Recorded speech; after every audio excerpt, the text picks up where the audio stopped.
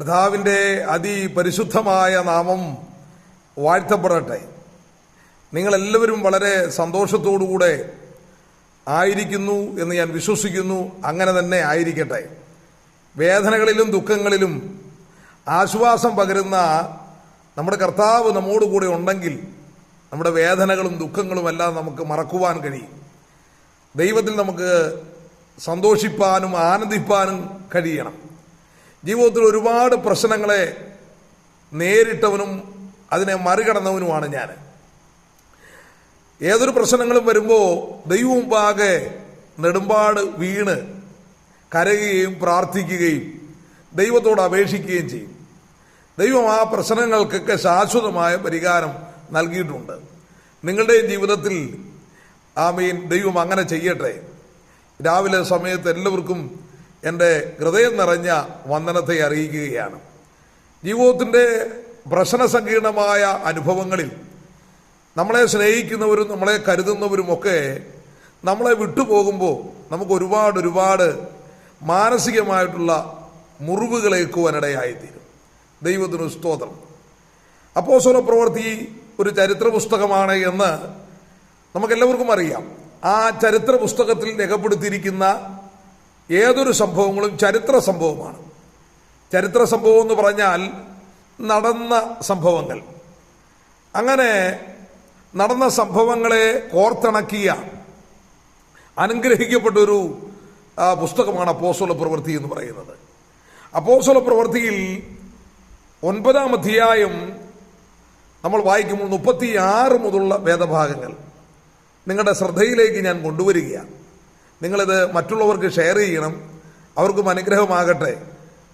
നിങ്ങൾ ഗ്രൂപ്പുകളിൽ ഈ സന്ദേശം ഇട്ട് കൊടുക്കണം. ആരെങ്കിലുമൊക്കെ കേൾക്കട്ടെ. ആർക്കെങ്കിലും ഇത് പ്രയോജനമാകുന്നെങ്കിൽ നിങ്ങൾക്കും അതിന് പ്രതിഫലം ദൈവം നൽകുവാനിടയായിത്തീരും. ദൈവത്തിന് സ്തോത്രം. നോക്കുക, അപ്പോസ്തല പ്രവൃത്തി 9-ാം അധ്യായം 36 മുതലുള്ള വേദഭാഗങ്ങൾ. യോപ്പയിൽ പേടമാൻ എന്നർത്ഥമുള്ള തബീത എന്ന് പേരുള്ളൊരു ശിഷ്യ ഉണ്ടായിരുന്നു. അവൾ വളരെ സൽപ്രവർത്തികളും ധർമ്മങ്ങളും ചെയ്ത് പോന്നവളായിരുന്നു. ആ കാലത്ത് അവൾ ദീനം പിടിച്ച് മരിച്ചു. അവർ അവളെ കുളിപ്പിച്ച് ഒരു മാളിക മുറിയിൽ കിടത്തി. ലുദ്ദ യോപ്പയ്ക്ക് സമീപമാകയാൽ പത്രോസ് അവിടെ ഉണ്ടെന്ന് ശിഷ്യന്മാർ കേട്ടു. നീ താമസിക്കാതെ ഞങ്ങളുടെ അടുക്കളോളം വരയണം എന്നപേക്ഷിപ്പാൻ 2 ആളെ അവൻ്റെ അടുക്കൽ അയച്ചു. പത്രോസ് എഴുന്നേറ്റ് അവരോട് കൂടെ ചെന്നു. എത്തിയപ്പോൾ അവർ അവനെ മാളിക മുറിയിൽ കൊണ്ടുപോയി. അവിടെ വിധവമാരെല്ലാവരും കരഞ്ഞുകൊണ്ട് തബീത തങ്ങളോട് കൂടെ ഉള്ളപ്പോൾ ഉണ്ടാക്കിയ കുപ്പായങ്ങളും ഉടുപ്പുകളും കാണിച്ചുകൊണ്ട് അവൻ്റെ ചുറ്റും നിന്ന് പത്രോസ് അവരെയൊക്കെയും പുറത്താക്കി മുട്ടുകുത്തി പ്രാർത്ഥിച്ചു. ശവത്തിൻ്റെ നേരെ തിരിഞ്ഞു തബീതായെ എഴുന്നേൽക്കുക എന്ന് പറഞ്ഞു. അവൾ കണ്ണു തുറന്നു. വളരെ അനുഗ്രഹിക്കപ്പെട്ട ഒരു വേദഭാഗമാണ് നമ്മൾ വായിച്ചത്. പത്രോസിൻ്റെ ശുശ്രൂഷ പടവുകളിൽ താൻ പരിശുദ്ധാത്മാവിൻ്റെ അഭിഷേകം പ്രാപിച്ചുകൊണ്ട് മുൻപോട്ട് പോകുന്ന തൻ്റെ ശുശ്രൂഷ കാലഘട്ടങ്ങളിൽ വളരെ അതിപ്രധാനപ്പെട്ടതായ 5 അത്ഭുതങ്ങൾ വേദപുസ്തകത്തിൽ രേഖപ്പെടുത്തിയിട്ടുണ്ട്. അതിൽ ഒരു അത്ഭുതമാണ്, ഒരുപാട് അത്ഭുതങ്ങൾ കാണാം, അത്ഭുതങ്ങൾ ഉണ്ടായിട്ടുണ്ടാകാം. എന്നാൽ എല്ലാം ഒന്നും ഇതിനകത്ത് വിവരിക്കണമെന്ന് അല്ലെങ്കിൽ പുസ്തകത്തിൽ എഴുതാൻ പറ്റത്തില്ലല്ലോ. കാരണം കർത്താവ് ചെയ്ത അത്ഭുതങ്ങൾ തന്നെ എഴുതിയാൽ നമുക്ക് ഈ പുസ്തകം നമ്മുടെ കയ്യിൽ ഒതുങ്ങത്തില്ല. അത്രമാത്രം അത്ഭുതങ്ങൾ കർത്താവ് 3.5 വർഷം കൊണ്ട് ചെയ്തിട്ടുണ്ട്. ശിഷ്യന്മാരും അങ്ങനെ തന്നെ വലിയ അത്ഭുതങ്ങൾ ചെയ്തിട്ടുണ്ട്. അതിൽ വളരെ ചുരുങ്ങിയ അത്ഭുതങ്ങൾ മാത്രമാണ് രേഖപ്പെടുത്തിയിരിക്കുന്നത്. അതിൽ ഒരത്ഭുതമാണ് നമ്മളിവിടെ വായിച്ചത്.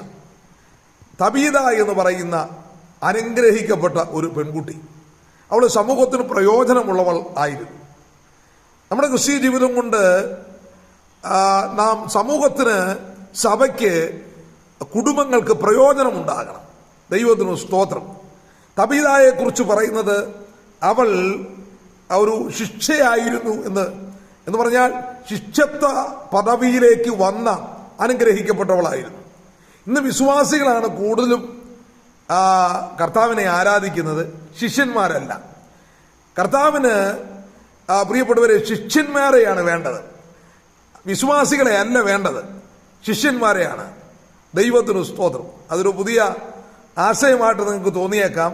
എന്നാൽ വേദപുസ്തകത്തിൽ കർത്താവിൻ്റെ ശിഷ്യഗണങ്ങളെ നമുക്ക് കാണുവാനായിട്ട് കഴിയുന്നുണ്ട്.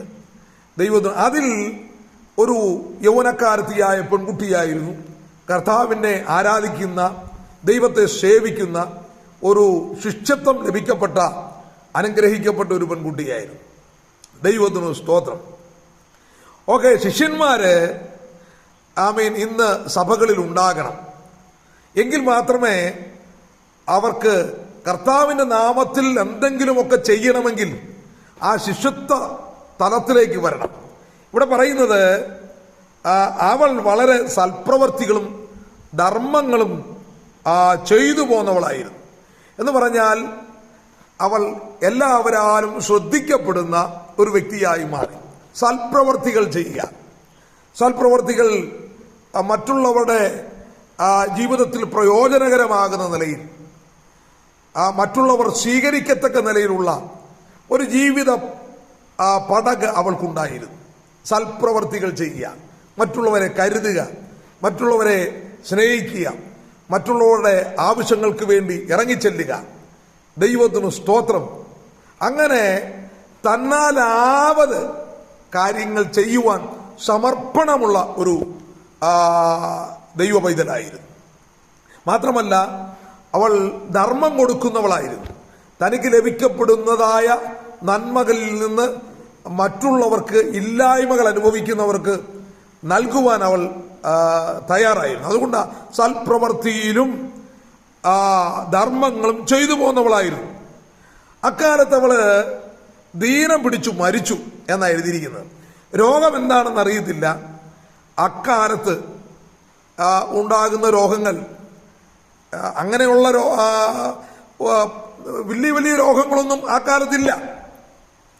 ഇന്നല്ലേ മനുഷ്യൻ വലിയ രോഗങ്ങളിലേക്ക്, പെട്ടെന്ന് മരണത്തിലേക്ക് വഴുതിപ്പോകുന്നത്. അന്ന് രോഗങ്ങളൊക്കെ വളരെ കുറവായി നിൽക്കുന്ന ഒരു സമയമാണ്. ദൈവത്തിന് സ്തോത്രം. എന്തെങ്കിലും പകർച്ചവ്യാധികളോ ഒക്കെ ആയിരിക്കാം ഉണ്ടായത്. അവൾക്ക് രോഗം വന്ന് രോഗം മൂർച്ഛിച്ച് അവൾ മരിക്കുവാനിടയായി. മരിച്ചു എന്നാണ് എഴുതിയിരിക്കുന്നത് പുസ്തകത്തിൽ. അടുത്തത് പറയുന്നത് അവർ അവളെ കുളിപ്പിച്ച് ഒരു മാളിക മുറിയിൽ അവളെ കിടത്തി. ദൈവത്തിന് സ്തോത്രം. നിന്നെ കുളിപ്പിച്ച് കിടത്തുമെന്നൊക്കെ നമ്മൾ പലപ്പോഴും കേട്ടിട്ടില്ലേ? നമ്മളോട് അങ്ങനെ പലരും പറഞ്ഞിട്ടില്ലേ? നിന്നെ ഞാൻ അധികം മുന്നോട്ട് കൂടിയാൽ കുളിപ്പിച്ച് കിടത്തും എന്നൊക്കെ പറയുന്നത് ഞാൻ കേട്ടിട്ടുണ്ട്. എന്നോട് പലരും പറഞ്ഞിട്ടുണ്ട്. പക്ഷേ ആർക്കും ഇതുവരെ കുളിപ്പിക്കാൻ ഇപ്പം കുളിപ്പീരൊന്നുമില്ല. ഇപ്പം ഈ മരിച്ചു കഴിഞ്ഞാൽ സ്പിരിറ്റൊക്കെ ഇട്ട് തുടച്ച് വൃത്തിയാക്കി അങ്ങ് വെക്കത്തേ ഉള്ളൂ. നേരത്തെ ആയിരുന്നു, പഴയ കാലഘട്ടത്തിലായിരുന്നു ഡെഡ് ബോഡി കുളിപ്പിക്കുന്ന ഒരു രീതി ഉണ്ടായിരുന്നു. മരിച്ചു കഴിഞ്ഞാൽ കുളിപ്പിച്ച് വൃത്തിയാക്കി തുടച്ച് പിന്നെ പുതിയ വസ്ത്രമൊക്കെ ധരിപ്പിച്ച് അങ്ങനെയായിരുന്നു പഴയ കാലഘട്ടങ്ങളിൽ. ഇപ്പം അതിനൊന്നും നേരെയില്ല. ആർക്കും കുളിപ്പിക്കാനൊന്നും, ചത്തവനെ കുളിപ്പിക്കാനൊന്നും നേരെയില്ല. സ്പിരിറ്റൊക്കെ ഇട്ട് ഇപ്പം അതിനുവേണ്ടി പ്രത്യേക ആളുകളുണ്ട്. മോർച്ചറിയുള്ള ആളുകളൊക്കെയാണ് അതൊക്കെ ചെയ്ത് അലങ്കരിച്ച് വൃത്തിയാക്കി എന്ത് ചെയ്യുന്നത്. സ്തോത്രം. കർത്താവിൻ്റെ നാമം മഹത്വം എടുക്കട്ടെ. അപ്പോൾ ഇവളെ കുളിപ്പിച്ച് എന്ത് ചെയ്തു? മാളിക മുറിയിൽ കടത്തി എന്ന് പറഞ്ഞാൽ, മാളിക മുറിയിൽ കടത്തി എന്ന് പറഞ്ഞാൽ ഒരു പ്രാർത്ഥിക്കുന്ന ഒരു മുറിയാണ്. എല്ലാവരുടെ ശിഷ്യഗണങ്ങളെല്ലാം കൂടെ ഒന്നിച്ചു കൂടിയിരുന്ന് പ്രാർത്ഥിക്കുന്ന ഒരു മുറിയാണ്. പ്രാർത്ഥിക്കുന്ന മുറിക്കകത്ത് നിന്റെ വിഷയം കയറിയിട്ടുണ്ടെങ്കിൽ, ഞാൻ ഒന്നുകൂടെ പറയാം, പ്രാർത്ഥിക്കുന്ന മുറിക്കകത്ത് നിന്റെ വിഷയം സമർപ്പിതമായിട്ടുണ്ടെങ്കിൽ മറുപടി ഉറപ്പായി ലഭിക്കുവാനിടയായിത്തീരും. അങ്ങനെ ഒരു മുറി നമുക്കില്ല എന്നുള്ളത് പരമാർത്ഥമായ സത്യമാണ്. പലരുടെയും ജീവിതത്തിൽ അങ്ങനെ ഒരു പ്രാർത്ഥനാ മുറി ഇല്ല. ഞാൻ ഉദ്ദേശിച്ചത് വീടിനകത്തൊരു മുറി വേണമെന്നല്ല, നിന്റെ ജീവിതത്തിനകത്തൊരു പ്രാർത്ഥനാ മുറി ഉണ്ടാകണം. സ്തോത്രം. അങ്ങനെ പ്രാർത്ഥിക്കുന്ന എത്ര പേരുണ്ട്? അങ്ങനത്തെ ഒരു പ്രാർത്ഥനാ മുറി ജീവിതത്തിലുണ്ടോ? ഹിന്ദുക്കളുടെയൊക്കെ വീടുകളിൽ പൂജാമുറികളുണ്ട്. ക്രിസ്ത്യാനികളുടെ എത്ര വീട്ടിൽ പ്രാർത്ഥനാ മുറിയുണ്ട്?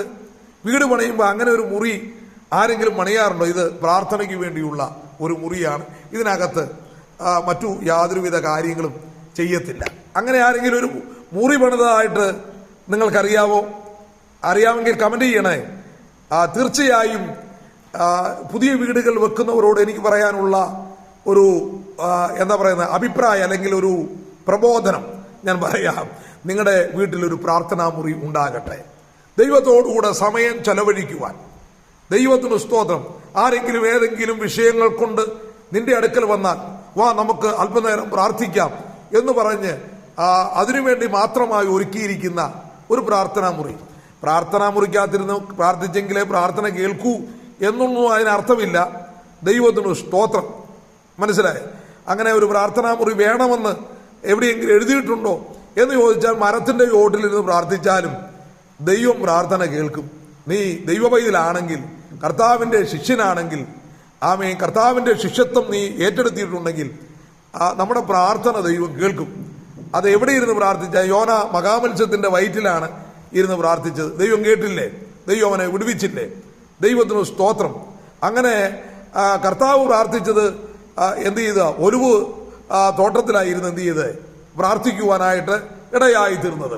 പാറയുടെ മുകളിലും മലയുടെ മുകളിലും ഒക്കെയാണ് പ്രാർത്ഥിച്ചത്. അപ്പോ പ്രാർത്ഥനാമുറി വേണം എന്ന് ഞാൻ ഉദ്ദേശിച്ചത്, നിന്റെ വീടിനകത്ത് അങ്ങനെ ഒരു പ്രാർത്ഥനാമുറി ഉണ്ടെങ്കിൽ നിനക്ക് ഓടി ആ മുറിക്കകത്ത് എന്ന് ആരും കാണാതെ പ്രാർത്ഥിക്കാം. കഥകടച്ച് ആമീൻ പ്രാർത്ഥിക്കാനായിട്ട് നിനക്ക് സമയം കണ്ടെത്താം. ഞാൻ പ്രാർത്ഥിക്കുന്ന ആലയത്തിൽ, കാരണം ആലയവും പാഷനേജും കൂടെ ഒന്നിച്ച് ഉള്ളത് കൊണ്ട് എൻ്റെ പ്രാർത്ഥനാ മുറി എന്ന് പറയുന്നത് പ്രാർത്ഥനാലയമാണ്. പ്രാർത്ഥനാലയത്തിൽ കയറിയിരുന്നാണ് ഞാൻ പ്രാർത്ഥിക്കുന്നത്. പ്രാർത്ഥനാലയത്തിൽ ഇരുന്നാണ് ഞാൻ പ്രസംഗം തയ്യാറാക്കുന്നത്. അപ്പോൾ ഈ മാളിക മുറിയിൽ കൊണ്ടുപോയി എന്ത് ചെയ്തു? അവളെ കിടത്തുവാൻ ഇടയായി തീർന്നു. ദൈവത്തിന് സ്തോത്രം. മാളിക മുറിയിൽ കൊണ്ടുപോയി കിടത്തി. ഉടൻ തന്നെ അവിടെ ശിഷ്യന്മാർ എന്ത് ചെയ്തു? ചിലരെ ഒന്നിച്ച് ഒരു തീരുമാനമെടുത്തു. എന്തായാലും നമ്മുടെ പത്രോസ് അവിടെ തൊട്ടടുത്ത സ്ഥലത്ത് തന്നെ ലുദ്ദ എന്ന് പറയുന്ന സ്ഥലത്ത് ഉണ്ടെന്നുള്ള അറിവ് അവർക്ക് കിട്ടി. എന്തായാലും പത്രോസിനെ വിളിച്ച് എന്ത് ചെയ്യാം? ഒന്ന് പ്രാർത്ഥിപ്പിക്കാം എന്നുള്ള കണക്കൂട്ടിൽ ആമേൻ കർത്താവായ യേശു ക്രിസ്തുവിൽ ആശ്രയിച്ചവർ എന്ത് ചെയ്യാണ്? പത്രോസിന്റെ അടുക്കൽ 2 ശിഷ്യന്മാരെ വിട്ടു. ആ ശിഷ്യന്മാർ ചെന്ന് കാര്യങ്ങൾ പറഞ്ഞപ്പോളെ ഒരു ഗമയില്ലാതെ, ഒരു പ്രൗഢിയും കാണിക്കാതെ അവരോടൊത്ത് ഈ സ്ഥലത്ത് കടന്നു വരികയാണ്. പ്രാർത്ഥനാ മുറി മാളിക മുറിയിലേക്ക് പത്രോസ് കടന്നു ചെന്നു. അവിടെ ചെന്നപ്പോ അവിടെ കണ്ട കാഴ്ച അവിടെ എഴുതിയിട്ടുണ്ട്. ദൈവത്തിന് സ്തോത്രം. പത്രോസ് എഴുന്നേറ്റ് അവരോടുകൂടെ ചെന്നു. എത്തിയപ്പോൾ അവർ അവനെ മാളിക മുറിയിൽ കൊണ്ടുപോയി. അവിടെ വിധവമാർ എല്ലാവരും കരഞ്ഞുകൊണ്ട് തബീത തങ്ങളോടുകൂടെ ഉള്ളപ്പോൾ ഉണ്ടാക്കിയ കുപ്പായങ്ങളും ഉടുപ്പുകളും കാണിച്ചുകൊണ്ട് അവന് ചുറ്റും നിന്നു. ദൈവദാസൻ വന്നപ്പോ എന്ത് ചെയ്തു? എണ്ണിക്കെട്ടി അവിടെ ഇരിക്കുന്ന വിധവമാര് എന്ന് പറഞ്ഞാൽ, എൻ്റെ കണക്കൂട്ടനുസരിച്ചാൽ വിധവമാരെ സംരക്ഷിക്കുന്ന, അവരെ കരുതുന്ന, അവരുടെ വേദനകളിൽ ഇറങ്ങിച്ചെല്ലുന്ന, അവരെ സഹായിക്കുന്ന ഒരു ശുശ്രൂഷയായിരുന്നു ഈ തബീത എന്ന് പറയുന്ന ഈ പെൺകുട്ടി ചെയ്തുകൊണ്ടിരുന്നത് എന്നാണ് ഞാൻ വിശ്വസിക്കുന്നത്. അതുകൊണ്ട് വിധവമാരെല്ലാം കൂടെ ഈ മരിച്ച ഡെഡ് ബോഡിക്ക് ചുറ്റുമിരുന്ന് കരയുകയാണ്. അവരുടെ കയ്യിൽ ഓരോ ഉടുപ്പുകളൊക്കെ ഉണ്ട്. ഇത് ആമേൻ പ്രസന്റേഷനായിട്ട് അവൾ എന്ത് ചെയ്താ? കൊടുത്തതാണ്. നമുക്കൊക്കെ ആരെങ്കിലും ഒരു പ്രസന്റേഷനൊക്കെ തന്നാൽ തീർച്ചയായും അത് നമ്മൾ എന്നും ഓർക്കും. ഞാൻ ഇട്ടിരിക്കുന്ന ഈ ബനിയൻ എനിക്ക് പ്രസന്റേഷനായിട്ട് കിട്ടിയതാണ്. എൻ്റെ പെങ്ങള് അളിയനും കൂടെ ദുബൈയിൽ നിന്ന് വന്നപ്പോൾ എനിക്ക് തന്നതാണ്. അത് ഇടുമ്പോഴൊക്കെ ഞാൻ അവരെ ഓർക്കും.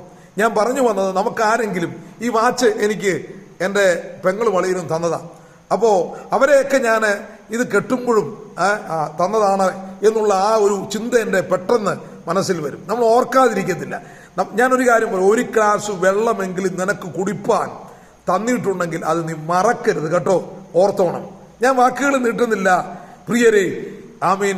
ആ പത്രോസ് എന്ത് ചെയ്തു? മുട്ടുകുത്തി പ്രാർത്ഥിച്ചു.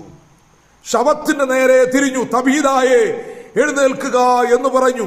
ശവത്തിന്റെ നേരെ തിരിഞ്ഞു.